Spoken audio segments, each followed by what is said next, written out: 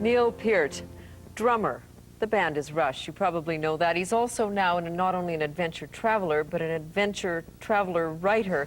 And his new book is entitled The Masked Rider, Cycling in West Africa. What was the siren call, as you describe it? I think of drums, obviously. Right, and in fact it was wildlife. Long before I knew what drums were, really, I was interested in birds and animals. And probably my 7-year-old ambition was to be a bird watcher.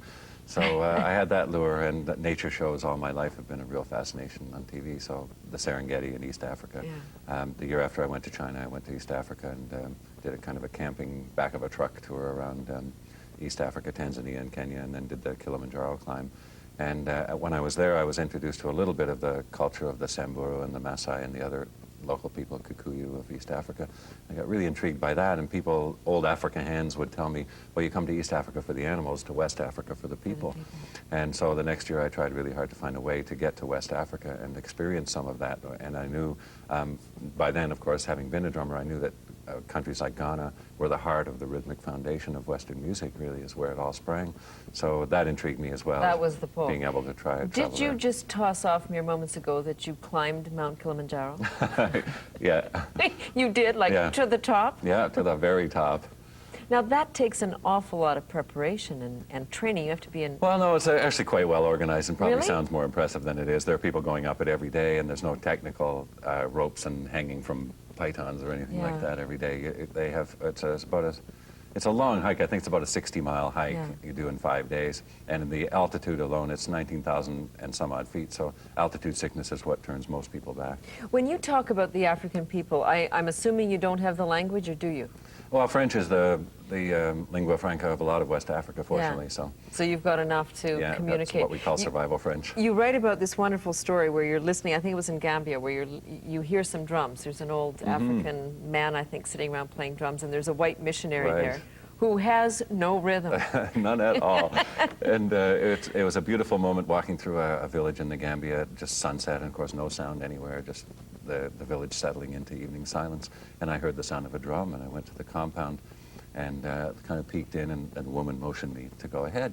And inside was the master drummer of the village with a young Irish missionary from a local mission. And he was like holding his hand, trying to get him to do it, trying to get him to play a beat, and he just couldn't. So finally I'm sitting there watching it, and he passes the drum to me. I think he just got frustrated, you know. And I started playing, and we started going, the two of us, and then there were children climbed into the hut, and all the women came in, and everyone was dancing, and the two of us are feeding off each other's rhythm and building it. And it was just a beautiful musical event.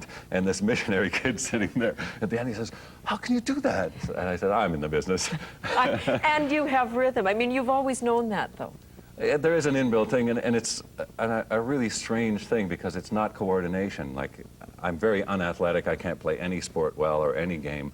And it's a kind of discoordination that I can separate all my limbs, and I can tell this hand, okay, you go there and do that, and this hand, you stay here and do this, and this foot do this, and I can separate them all. So it is truly a kind of discoordination of the limbs. But in one sense, you also describe drumming as a very athletic endeavor. I mean, it takes a lot of power. Stamina. It takes a lot of stamina and energy. That's like cycling. The only sports I've ever been able to do: cycling, long distance swimming, cross country skiing, things where you just get into a rhythmic flow and go. You know, and they came right out of drumming or stamina that drumming gave me. I never did any of those things as a kid, and then I found out the first time I tried them, hey, I can do this.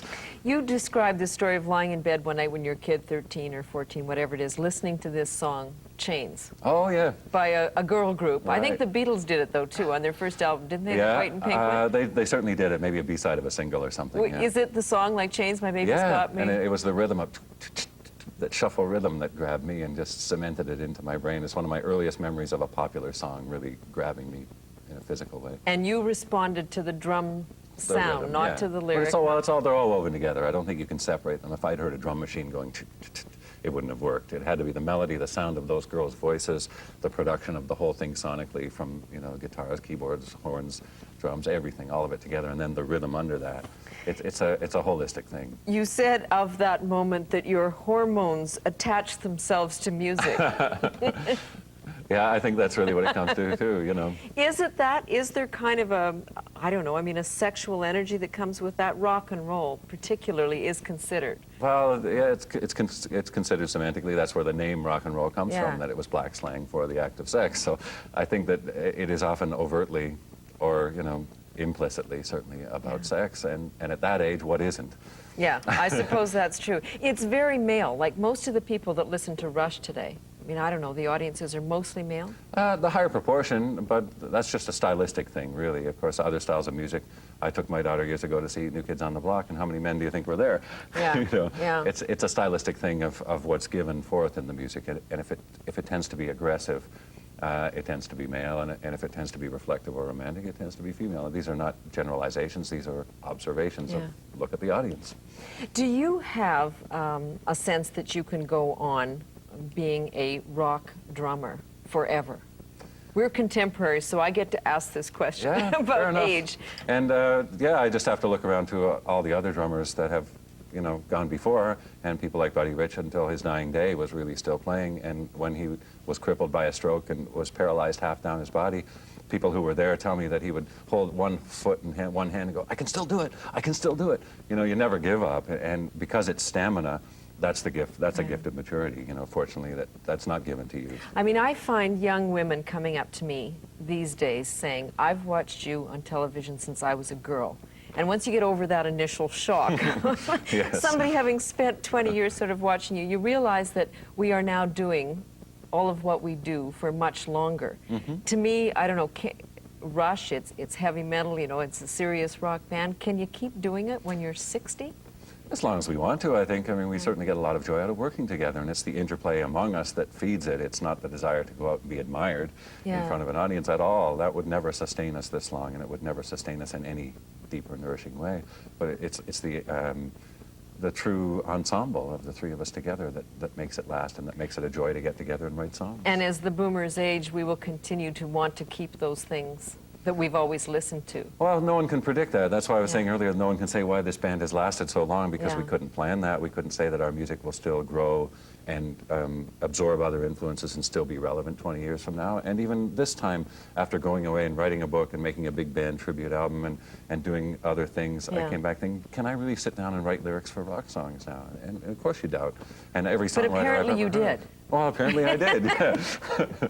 Test for Echo is the latest Rush album. It has just been released, and The Masked Rider is the title of Neil Peart's new book. We'll continue our discussion about all of those things right after this break.